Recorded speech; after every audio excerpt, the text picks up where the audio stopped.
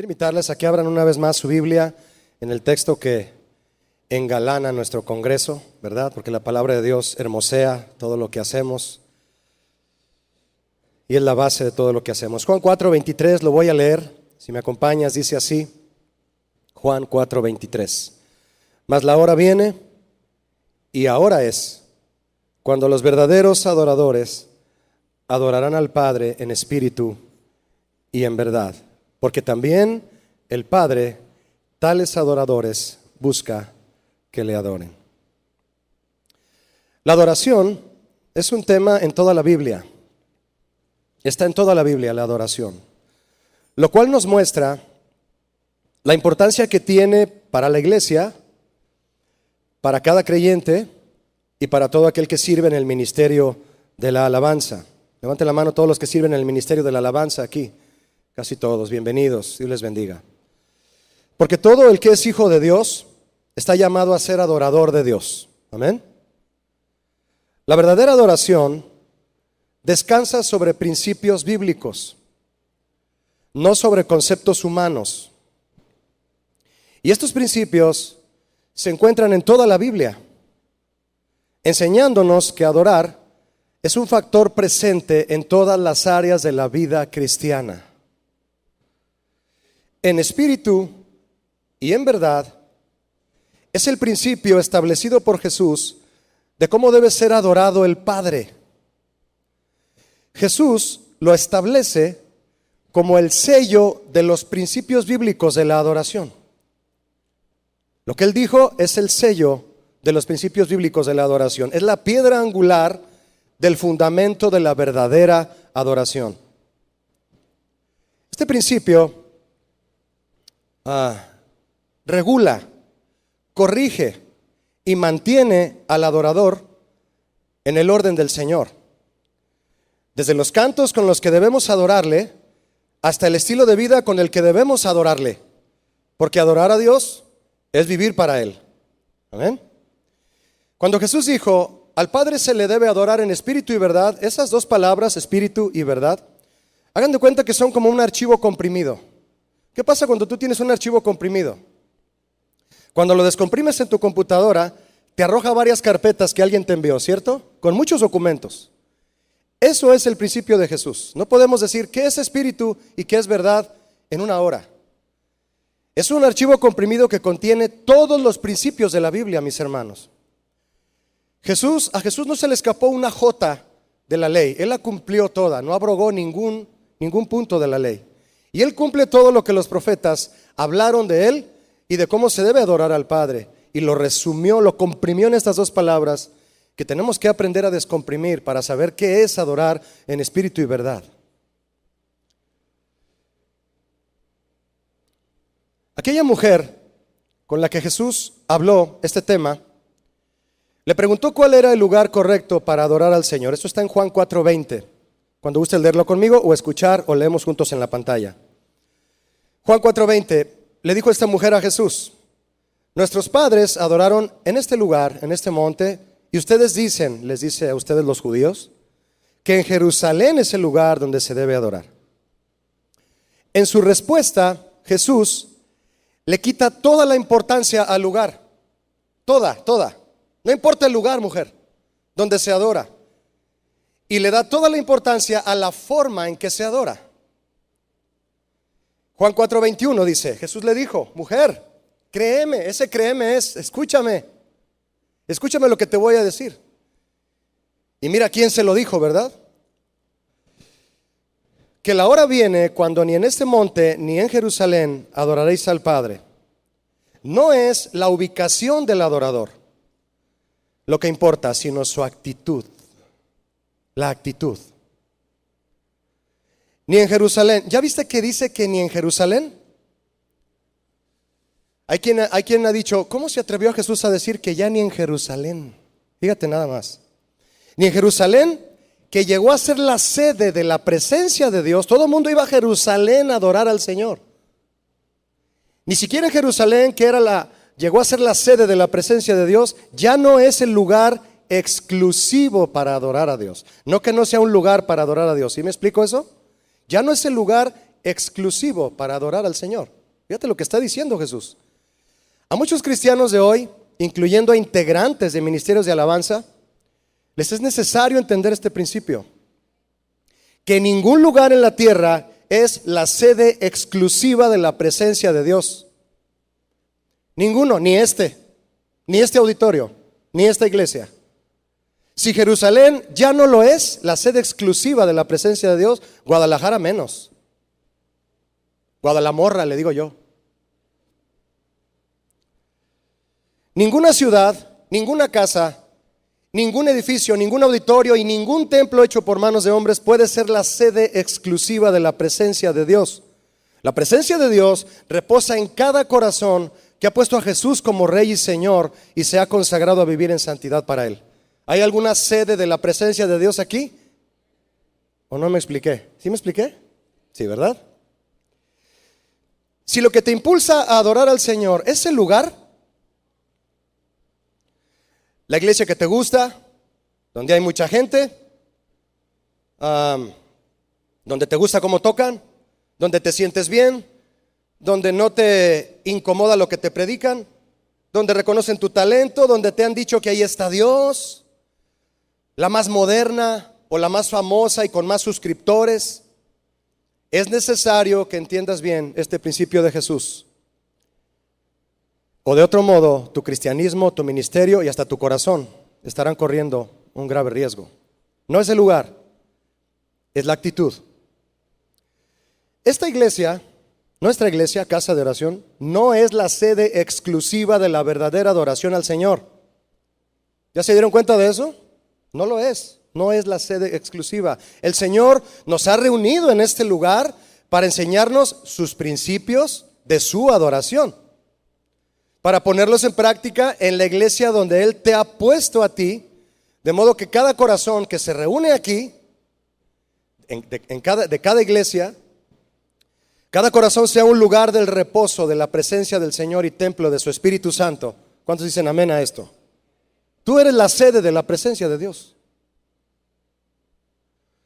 Jesús dijo en Juan 4:24, las tres primeras palabras: Dios es, ¿qué? ¿Me ayudas? Espíritu. Dios es espíritu. Significa que el espacio físico a Él no lo limita. No lo limita. Él está presente en todo lugar y podemos adorarle en cualquier lugar y a cualquier hora, en cualquier momento. Debemos ser adoradores 24/7, de tiempo completo. Amén. La segunda parte del verso 24 dice: y los que le adoran en espíritu y en verdad, es necesario que adoren. ¿A qué se refería Jesús cuando dijo en espíritu? Es una palabra que significa aire, neuma. ¿Has oído la palabra neumático?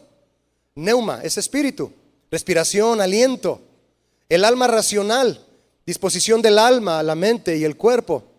Es decir, el espíritu es el soplo de vida que el Señor ha puesto en el hombre para que viva, como sopló en la nariz de Adán. Sopló en Adán y ¿qué pasó? Adán tuvo vida. Ese era su aliento, ese era su espíritu. Es el área más profunda e intrínseca del ser humano, su espíritu. Adorarle en espíritu es adorarle con el aliento, con la vida entera, con el alma, la mente, el cuerpo y con todo nuestro ser. Jesús dijo en Marcos 12:30: amarás al Señor tu Dios con todo tu corazón, alma, mente, cuerpo, fuerzas, todo. Eso implica tu tiempo. Porque cuando dices que amas al Señor con tu mente, tu cuerpo, tu alma y tu corazón y no le das tu tiempo, no es cierto que lo amas entonces. Cuando perdemos el tiempo en las redes sociales, no es cierto que lo amamos con el corazón y las fuerzas. Si no lo amas con tu tiempo, no lo amas con nada. En verdad, veracidad, rectitud y fidelidad, eso es adorarlo en verdad. ¿De dónde obtenemos esto, muchachos, mis hermanas? Veracidad, rectitud y fidelidad. ¿De dónde? ¿De nosotros mismos sacamos la verdad? No. De los principios de Dios, los cuales son la verdad eterna y absoluta del Señor para sus adoradores. ¿Cuántos aman la verdad de Dios? Es la única verdad para ti y para mí. Es la verdad. Adorarle en espíritu y verdad se extiende también a adorarle bajo la guía del Espíritu Santo y cimentados en su palabra. En espíritu, su Espíritu Santo; en la verdad, cimentados en su palabra. El Espíritu Santo nos guía a la verdad bíblica, nos redarguye de pecado, nos guía a los pies de Cristo, intercede por nosotros y nos ayuda a recibir el amor de Dios y a estar en comunión con Él. Entre las desviaciones más comunes que se cometen cuando no se adora al Señor bajo este principio es cantar canciones impregnadas de sentimentalismo, de poesía humana y carentes de sana doctrina. Lo que ha convertido al tiempo de la alabanza en muchas iglesias en un tiempo de entretenimiento y espectáculo, procurando más vistas y audiencia en lugar de más almas para salvación. Nos importan más las vistas que las almas. No, mis hermanos, una vista no es un alma, es una vista nada más. Un alma se gana evangelizando. ¿Cuántos saben eso?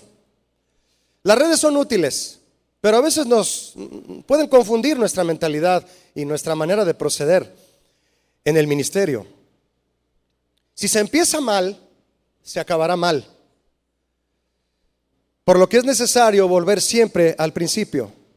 ¿Dónde surge el principio de la adoración que Jesús sella con sus palabras en espíritu y en verdad, de todos los principios contenidos en la Biblia? Quiero comenzar hablando de Abraham. En Génesis 22:5 ocurrió algo de la historia que tú y yo ya conocemos. Abraham, quien al subir a aquel monte con su hijo, dijo que él y el muchacho, su hijo, irían a, ¿cuántos lo han leído? ¿Qué dijo Abraham que iban a ir a hacer al monte, él tomado de la mano de Isaac? Iban a ir a adorar, eso dijo. Ahora, adorar es la palabra traducida a nuestro idioma, no es la palabra hebrea, ¿verdad? Pero traducida a nuestro idioma quedó como, el muchacho y yo iremos allá al monte y adoraremos. Y como era el padre de la fe, dijo, y volveremos, habló en plural. Esta acción de Abraham, con todo lo que implicó aquel suceso en aquel monte, vino a ser un principio bíblico de la adoración, fundamental, para que la iglesia actual adore al Señor legítima y bíblicamente. Adorar de la acción de Abraham, en Génesis 22:5, ahí donde tú lo estás viendo, cuando dice adoraremos, esa palabra en el hebreo es una palabra que significa lo siguiente, significa postrarse. ¿Cuántos se han postrado ante el Señor? De verdad, en serio. Postrarse, doblarte. Ahora ellos se postraban con la cara hacia abajo, todo el cuerpo estirado. No como nosotros para que no se nos rompan los pantalones topeca. No, ellos se acostaban boca abajo y la cara al polvo. Postrarse, especialmente en homenaje ante la realeza del Señor. Otras acciones implicadas en este vocablo es arrodillarse, encorvarse, bajarse, humillarse, rendirse y reverenciar. Estas, mis hermanos, son las acciones de este principio fundamental de adorar. ¿Hemos hablado algo de música? No, en absoluto. La música no ha entrado aquí. Y estamos hablando ya de adoración, ¿te fijas? Bien, tal vez hay algunos de ustedes un poquito desesperados ¿y a qué horas van a hablar de música, pastor? Al último. Estas son las acciones de este principio fundamental de adorar. Y quienes decimos que adoramos al Señor hoy, debemos ser celosos de guardarlo, este principio, y defenderlo, y de vivirlo, por encima de cualquier definición de adoración que te den, por más innovadora que pretenda ser.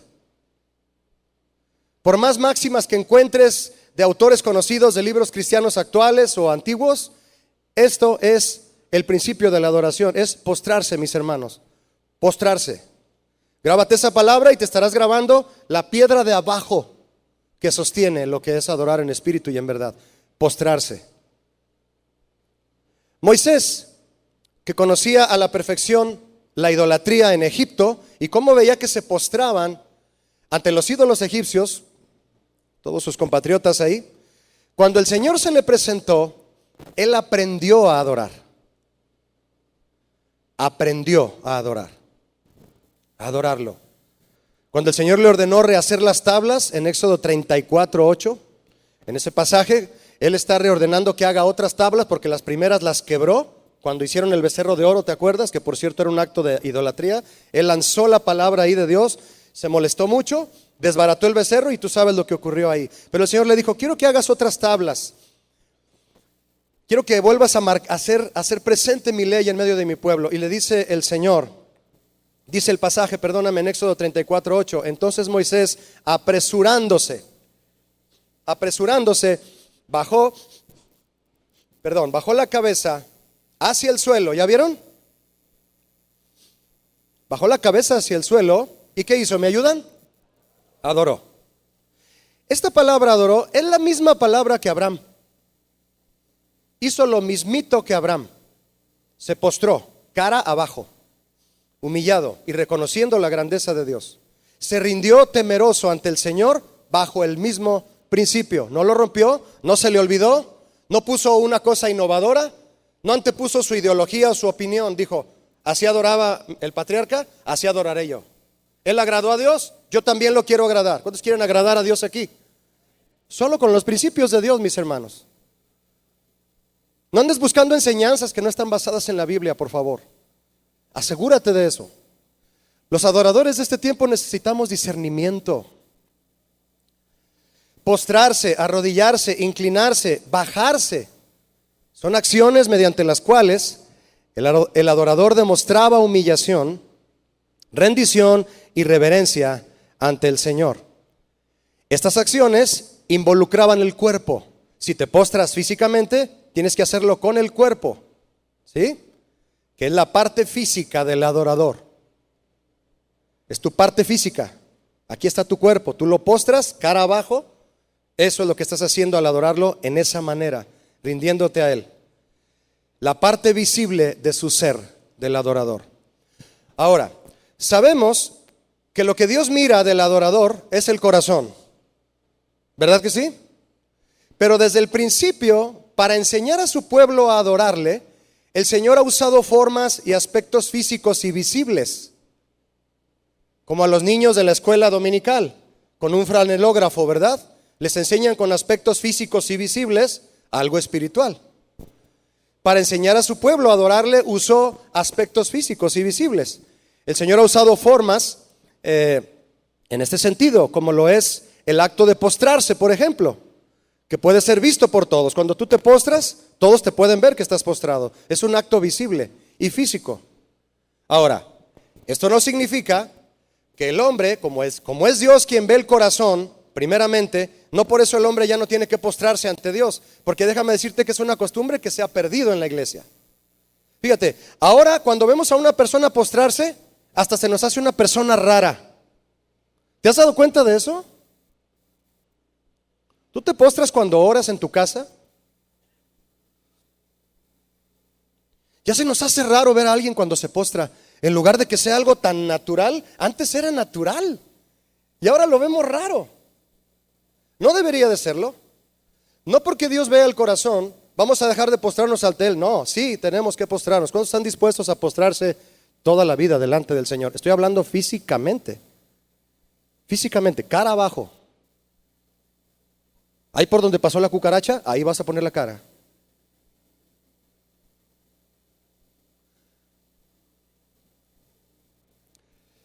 Después de liberar a Israel de Egipto, el Señor tuvo que enseñarlos a adorarle, igual que a nosotros. Nos hizo libres, pero no sabíamos adorarle. Tenemos que aprender a adorarle. Y fue precisamente a Moisés a quien usó para eso. ¿Y cómo les enseñó a adorarlo? Con las formas y aspectos físicos y visibles contenidos en el tabernáculo.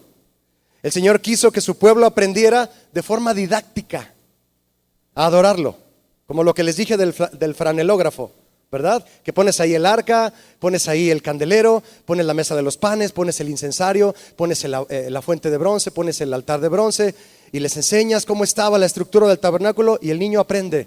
Ah, así el Señor quería su casa, así el Señor quería su templo para habitar en medio de ellos, como dice Éxodo 25:8. Y me harán un tabernáculo y habitaré en medio de ellos. El Señor quiso que aprendieran de una forma didáctica a adorarlo por medio de objetos simbólicos, como los que te mencioné, el arca del pacto. Objetos de materia que no eran ídolos. Eran formas visibles y físicas, material didáctico para enseñar a su pueblo a adorarle. El tabernáculo era como una parábola materializada, como una maqueta enorme para enseñar a Israel a adorar y principalmente, y ahora nosotros, a conocer a Cristo profundamente.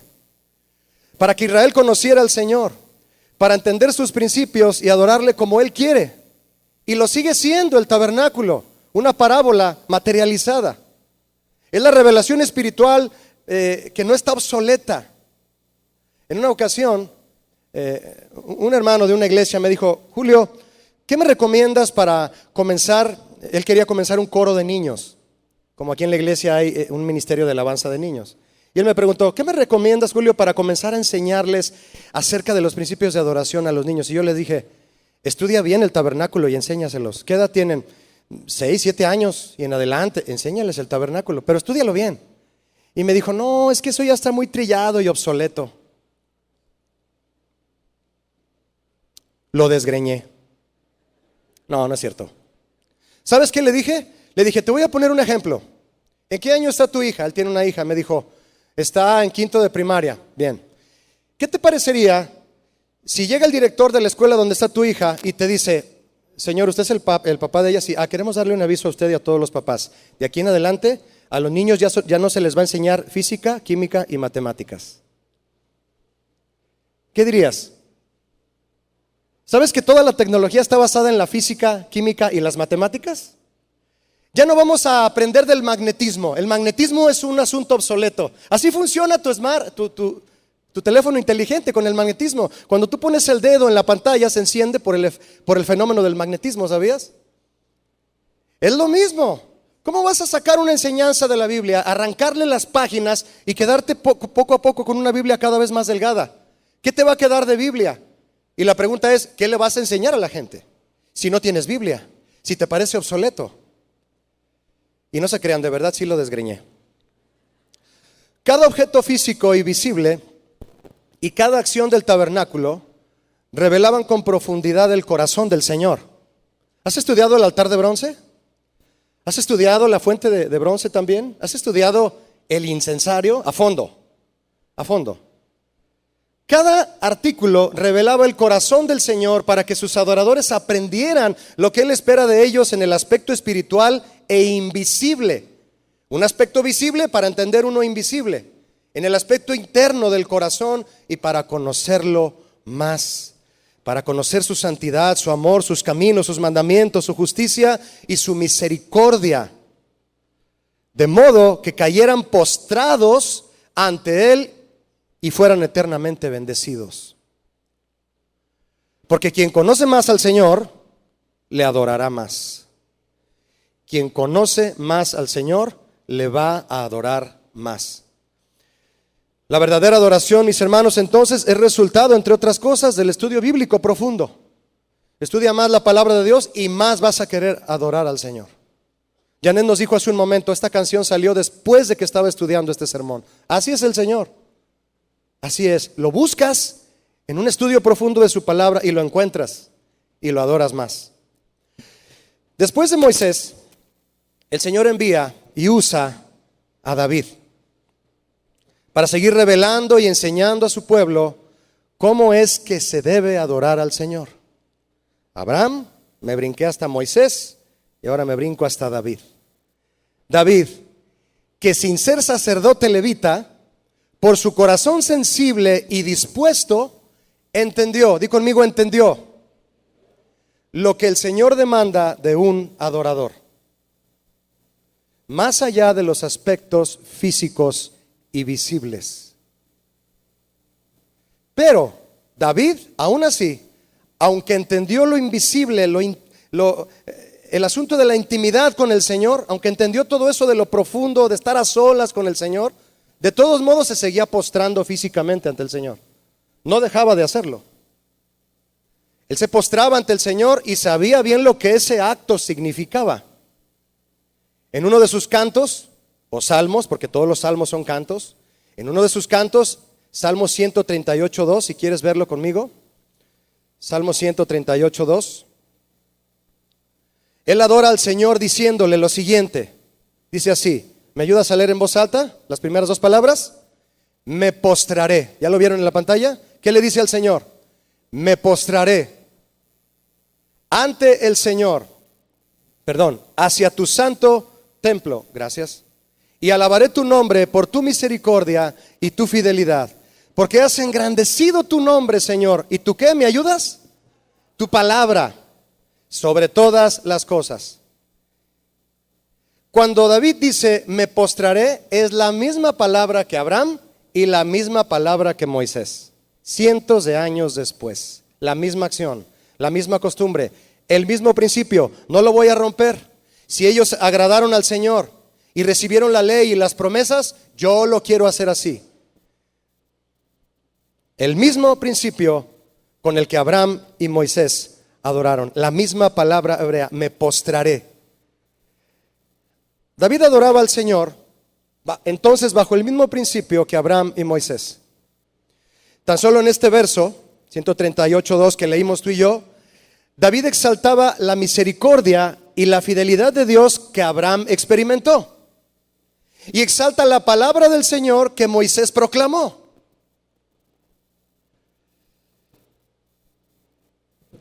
David guardó en su corazón los principios y los valores bajo los cuales Abraham y Moisés servían y adoraban al Señor.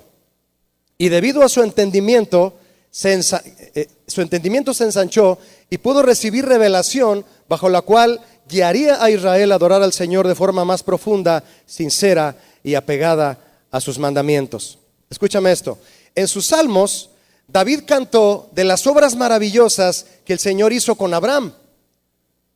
No se olvidó de Abraham y dijo, ahora yo soy el rey y voy a poner las cosas en otra forma. Y vamos a olvidarnos del pasado y vamos a olvidarnos de los presidentes pasados. Ahora yo mando aquí. No, exaltó las obras maravillosas que Dios hizo con Abraham, Isaac, Jacob y con Moisés también.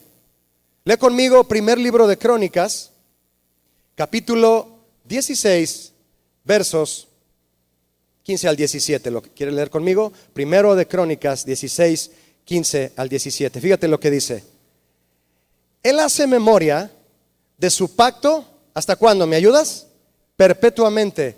Y de la palabra que él mandó para 1000 generaciones. Este es un canto de David, es un salmo. Del pacto que concertó con Abraham y de su juramento a Isaac, el cual confirmó a Jacob por estatuto y a Israel por pacto sempiterno. Está hablando de Abraham, de Isaac y de Jacob. No se olvidó David. Ahora ve conmigo al Salmo 103, verso 7. Ahí va a estar en la pantalla. Salmo 103, verso 7. Dice así: sus caminos notificó ¿a quién? A Moisés. Tampoco se olvidó de Moisés. Y a los hijos de Israel sus obras.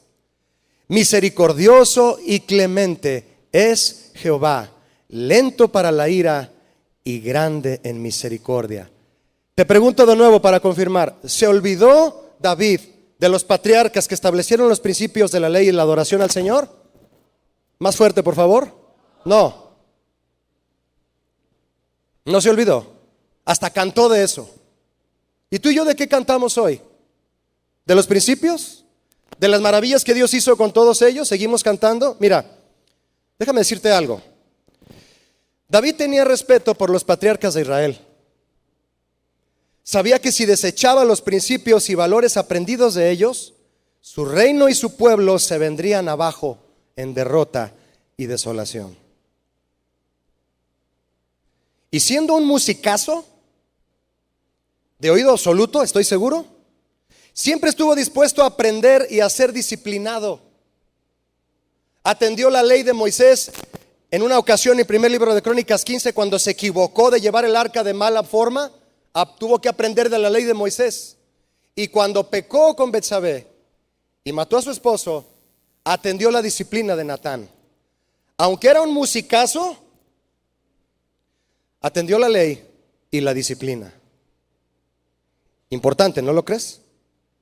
Un verdadero adorador sabe que su servicio y adoración al Señor son resultado de los principios que ha aprendido a través de los siervos y pastores que Dios ha puesto sobre su vida. ¿Cuántos valoran aquí a sus pastores? Pero hazlo de corazón. ¿Cuántos oran por ellos? Un verdadero adorador sabe que su servicio y adoración al Señor son resultado de los principios que ellos han sembrado en nosotros. Si te consta que tu pastor es un hombre de Dios, ungido, fiel a la sana doctrina y te ha hecho crecer, nunca te creas más sabio y experimentado que él. aunque tú sí pongas el mi menor con la séptima y él no.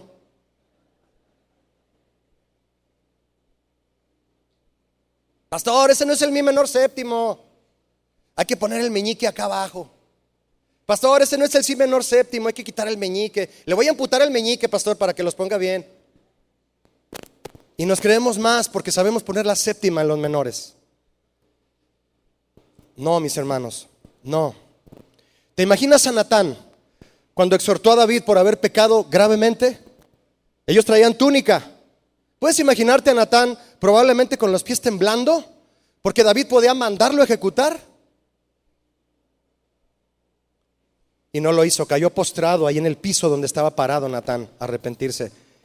Y voy a decirlo otra vez, y era un musicazo. Ya no nos estamos postrando, muchachos. Nos hemos olvidado del principio de la adoración en espíritu y verdad. Ya no nos rendimos, ya no ponemos la cara al piso. Nos creemos demasiado.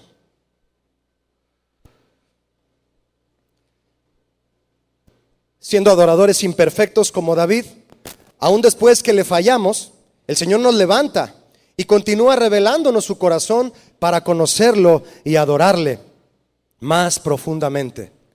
Cuando David falló al Señor de aquella forma tan atroz que sabemos, se acostó con una mujer casada y mató a su esposo, él reconoció sus pecados y arrepentido, avergonzado y deshecho.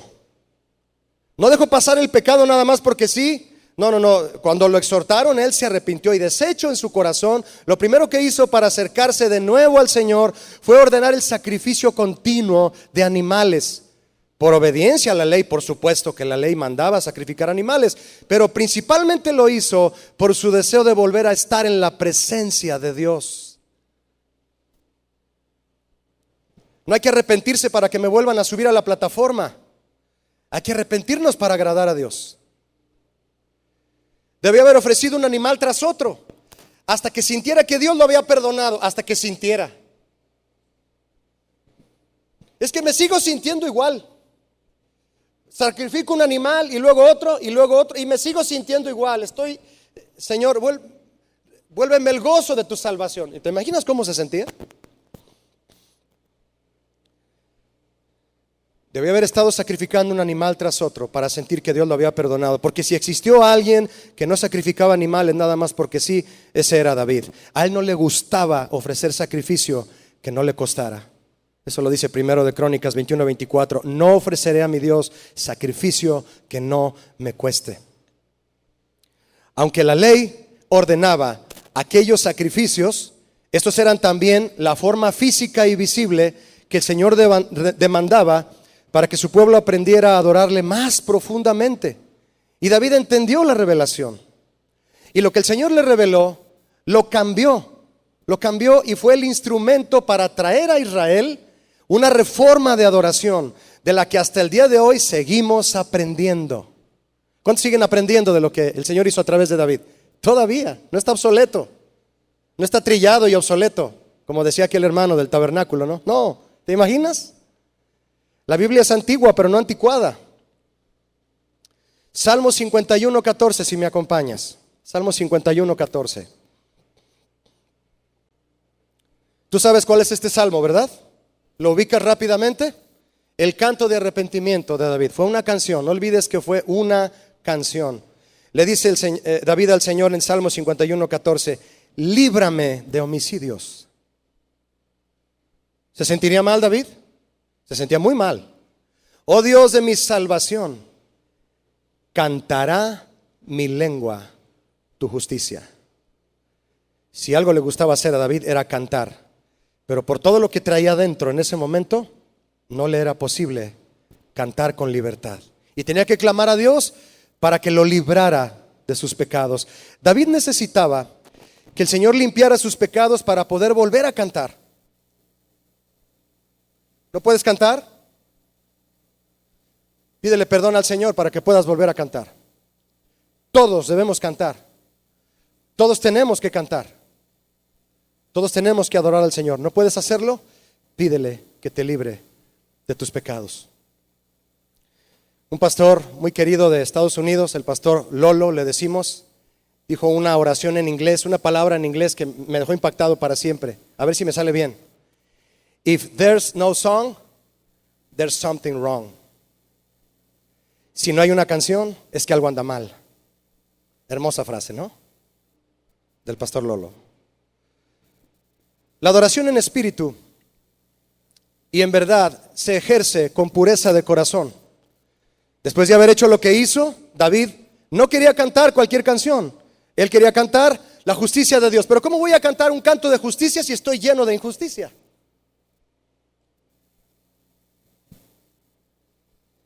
¿Qué te gusta cantar a ti? ¿En qué te basas para componer o elegir los cantos de tu iglesia? ¿En qué te basas? Verso 15 le dice al Señor de Salmo 51, Señor, abre mis labios. Ni siquiera podía abrir los labios, ¿te fijas? Los tenía sellados por el pecado. El pecado te cierra la boca y te impide adorar al Señor. Señor, abre mis labios y publicará mi boca tu alabanza. El pecado, la obstinación y el orgullo han cerrado la boca de muchos que adoraban al Señor. Puede que tu instrumento suene increíble, como decimos los músicos, que lo hagas hablar. Ay, ese hermano hace hablar el bajo, ese hermano hace hablar la guitarra. Puede que hagas hablar tu instrumento, pero el que quiere que el Señor, el que quiere que hables eres tú. El que quiere que abra la boca con justicia eres tú. Si tu lengua no habla, no canta la justicia de Dios y tu boca no publica su alabanza, no traerás revelación a tu iglesia. Pero el Señor está hoy aquí para abrir nuestros labios otra vez, para llenarlos de su Espíritu Santo. Amén. ¿Cuántos quieren eso esta tarde? Para que le pidas perdón con una canción como esta y para que tu boca publique su alabanza ahí donde Él te ha puesto, ahí en tu iglesia, no en este congreso, en la iglesia donde Él te ha puesto. Verso 16 de Salmo 51, porque no quieres sacrificio, que yo lo daría. No quieres holocausto. Yo leo esto y me pregunto, mis hermanos, ¿no quiere sacrificios el Señor? ¿No quiere holocaustos? ¿Qué no es lo que el Señor demanda en su ley? Sí, pero Él quiere algo más valioso. Y le fue revelado a David lo que el Señor busca de un adorador. Ve conmigo lo que Él busca. Verso 17 de Salmo 51. Los sacrificios de Dios son el espíritu quebrantado, al corazón contrito y humillado no despreciarás tú, oh Dios. ¿Qué está pasando aquí, mis hermanos? ¿Por qué esta letra de David? ¿Quién lo inspiró a escribir esto? ¿Qué letra? ¡Qué bárbaro! David entendió lo que el Señor quería. El Señor le envió a su Espíritu Santo, descansó, respiró de ese viento que lo llenó de gozo, le dio un cántico nuevo y la revelación de cómo se debe adorar al Padre. Contrito y humillado significa en hebreo roto en pedazos. Roto en pedazos, abatido.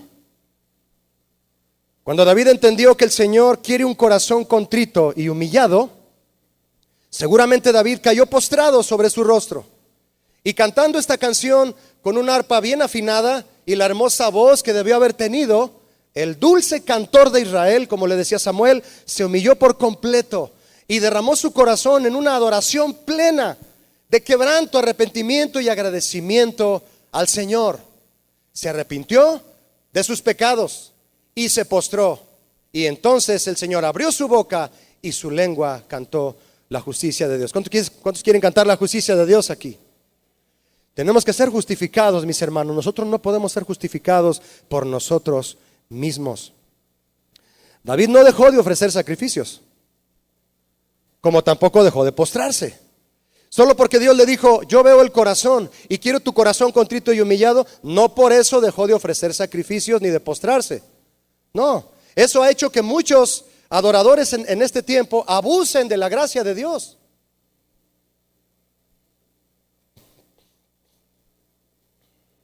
No dejó de ofrecer sacrificios porque el sacrificio abre paso a la revelación de Dios. Pero entendió el significado detrás del sacrificio.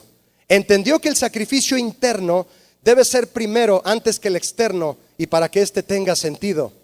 Y se mantuvo sobre ese principio que viene desde Abraham. Ve conmigo a Génesis 22, por favor. Génesis 22, verso 7. Cuando Abraham e Isaac subían el monte, Isaac le preguntó a su papá, está en ese versículo. Le dijo: papá, traemos fuego, leña y un cuchillo, pero ¿dónde está el cordero para el holocausto? Escúchame, te quiero preguntar algo. ¿Sabes qué pasó por la mente de Abraham antes de contestarle a su hijo esa pregunta? Porque Isaac no sabía que él era el sacrificio. Papá, ¿dónde está el corderito? Traemos todo, pero ¿dónde está el corderito para matarlo? ¿Te imaginas lo que le pasó a Abraham por la mente antes de responderle a su hijo? Él ha de haber pensado: Abraham, si supieras, hijo mío, que no es un cordero lo que Dios me ha pedido en sacrificio. Me ha pedido lo más valioso que tengo.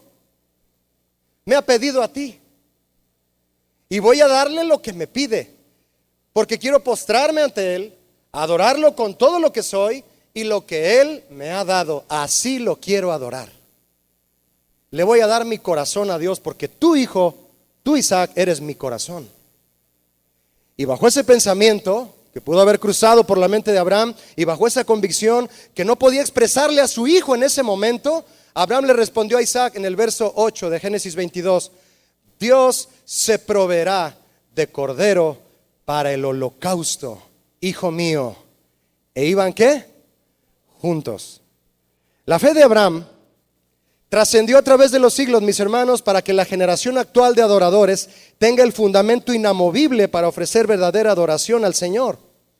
Una adoración basada en el cordero que el Padre proveería, y no en los sacrificios humanos, obras que el hombre pueda ofrecer, los cuales nunca serán ni perfectos ni suficientes.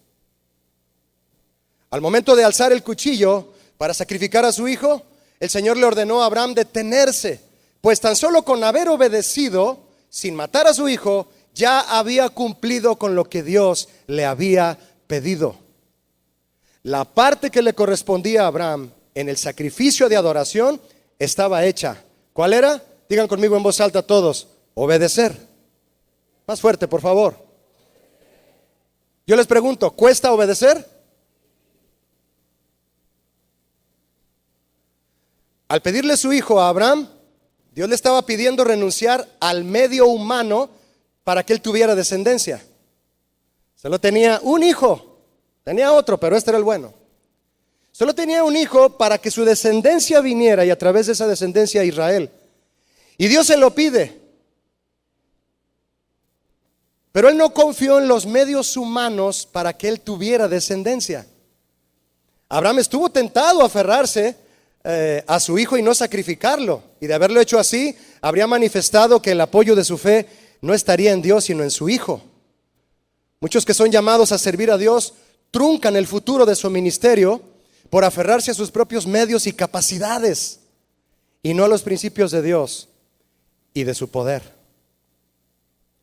Pero Abraham confió en Dios, hizo su parte, y entonces el Señor hizo la suya. ¿Cuántos quieren que el Señor haga su parte? ¿Cuántos van a hacer la suya? Amén también. Hizo su parte el Señor para que aquella ofrenda fuera perfecta y Abraham cumpliera su llamado. Y el Señor le proveyó a Abraham, no un cordero, dice el siguiente versículo, le proveyó un carnero.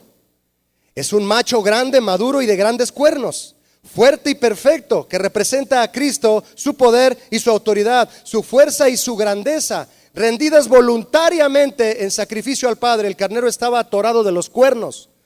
Significa a Jesús arrestado voluntariamente para entregarse. Y le confirma el Padre su promesa a Abraham, la que le había hecho en el verso 17 de Génesis 22. Le dice en Génesis 22, 17: de cierto te bendeciré y multiplicaré tu descendencia como las estrellas del cielo y como la arena que está a la orilla del mar, y tu descendencia poseerá las puertas de sus enemigos. En tu simiente serán benditas todas las naciones de la tierra, por cuanto obedeciste a mi voz. Te pregunto algo, ¿tú y yo estamos siendo bendecidos por la obediencia de Abraham? Sí, por la forma en que él adoró. Ahora tú y yo sabemos cómo se debe adorar. Y estamos siendo bendecidos. ¿Y cuántos son hijos aquí del Padre Abraham? Nuestro Padre Abraham, nuestro Padre. Pensé que se la sabían y me iban a seguir. El carnero sacrificado, es que yo soy de Chuy García para acá, del patriarca, aleluya. El carnero sacrificado por Isaac, que tipifica a Cristo, lo salvó a Isaac y salvó también a Abraham y a las generaciones de adoradores que descenderían de él, entre los cuales estarían Isaac, Jacob, José, Moisés, Josué, Eleazar, Débora, Josafat, Josías, Samuel, David, Ruth, Esther, Isaías, Daniel, Habacuc, Juan el Bautista, Juan el Apóstol, Pedro, Pablo, Santiago, Timoteo, Esteban. ¿Y quién más? Di conmigo, yo. ¿Cuántos pueden poner su mano aquí en el pecho y decir, yo, Señor, voy despuesito de Esteban? No tanto pues, pero. El carnero salvó a todas las generaciones de adoradores que vendrían después de Abraham. ¿Está tu nombre en esta muy probablemente la última generación de verdaderos adoradores? Vuelve conmigo, si eres tan amable, a Juan 4:23. Juan 4:23. Mas la hora viene, y ahora es, cuando los verdaderos adoradores adorarán al Padre en espíritu y en verdad. Cuando Jesús dijo, mas la hora viene, y ahora es, no se refería a una era de músicos y cantantes que irrumpirían con una música sorprendente y composiciones extraordinarias con las que impactarían a la iglesia actual y a las redes sociales. No se refería a eso. Si la verdadera adoración de una iglesia impacta al mundo por medio de las redes sociales, eso deberá ser consecuencia de que la iglesia está proclamando a Cristo. Y las redes serán un medio para que su evangelio corra, pero no un fin ministerial que pretenda fama y monetización. Cuando Jesús dijo, mas la hora viene y ahora es, se refería al momento profético en el que una nueva generación de verdaderos adoradores nacería. Y esa hora sería aquella en la que Jesús dijo, consumado es. Porque al igual que aquel carnero sacrificado por Isaac le abrió el camino a la promesa, la muerte de Jesús le abrió un camino nuevo y vivo con su sangre a la generación de adoradores que el Padre está buscando y que le adorarán por siempre. Amén, mis hermanos. Conclusión. De Abraham aprendemos que la verdadera adoración implica sacrificio. Si no hay sacrificio, no hay adoración. Ni lo intentes. Sacrificio que nosotros no decidimos cómo ofrecerlo, sino el Señor. Déjame decirte que el verdadero sacrificio no es el que tú decides ofrecerle a Dios, es lo que Él te pide que le des. Muchos van con el Señor y le dicen, Señor, te ofrezco esto. Como Caín. Y el Señor dice, quiero que me traigas esto. Pero Señor, ¿no te gusta esto? No. El verdadero sacrificio es el que Dios te pide que le des, no el que tú escoges darle. Eso nos enseñó Abraham. Que adoremos al Señor con sacrificio. De Moisés aprendemos que la verdadera adoración implica entendimiento. El pueblo tenía que aprender a través de aquella maqueta cómo adorar al Señor. El entendimiento que viene por apegarnos a la ley de Dios, por amarla y escudriñarla, de tal modo que adoremos al Señor bajo su revelación y no bajo nuestra opinión. Es que así creo que debe ser la adoración y el ministerio de alabanza. No te olvides de Abraham, de Moisés y de David. No digas que el tabernáculo está obsoleto. De David aprendemos que la verdadera adoración implica humillación. Pero la humillación que involucra el corazón contrito, dolido por el pecado, hambriento del Espíritu Santo y desesperado por la verdad y la justicia de Dios. Hoy hay una plaga terrible entre nosotros, mis hermanos. Se llama pornografía.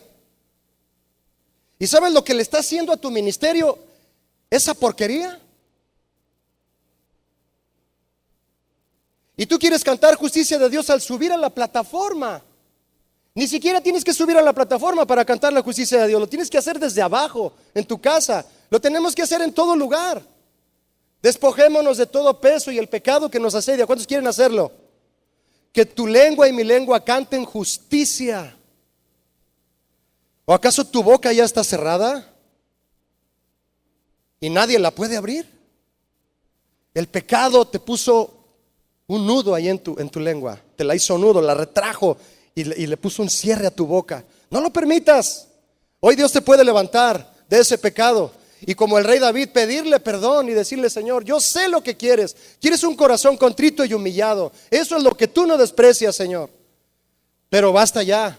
Ahora sí que vete y no peques más. ¿Y de Jesús qué aprendemos? ¿Qué aprendemos de Él, mis hermanos? Él sella estos principios de Abraham, Moisés y David, eternos de la adoración, enseñándonos cómo es que el Padre quiere que le adoremos, en espíritu y en verdad, con toda nuestra vida y sobre todo en la verdad de la palabra de Dios. Abraham se postró, pero además ofreció sacrificio, el que Dios le pidió. Moisés se postró, pero además se dispuso a entender las demandas de Dios. David se postró, pero además ofreció un corazón humillado y dolido por el pecado. Pero Jesús, el maestro de la adoración, también se postró ante el Padre y fue más allá que Abraham, dándose él mismo el sacrificio. Y fue más allá que Moisés, cumpliendo a la perfección toda la ley para traernos la gracia. Y fue más allá que David, doliéndose por el pecado del mundo y humillándose a sí mismo para traer salvación. Y vino a ser Jesús, dice Efesios 5:2, que Él vino a hacer la ofrenda y sacrificio a Dios en olor fragante. Jamás podrás encontrar otro olor más exquisito que Cristo muerto en la cruz. ¿Cuántos pueden alzar sus manos y adorarle en este momento? ¿Lo puedes hacer? Y decirle a Jesús: tu muerte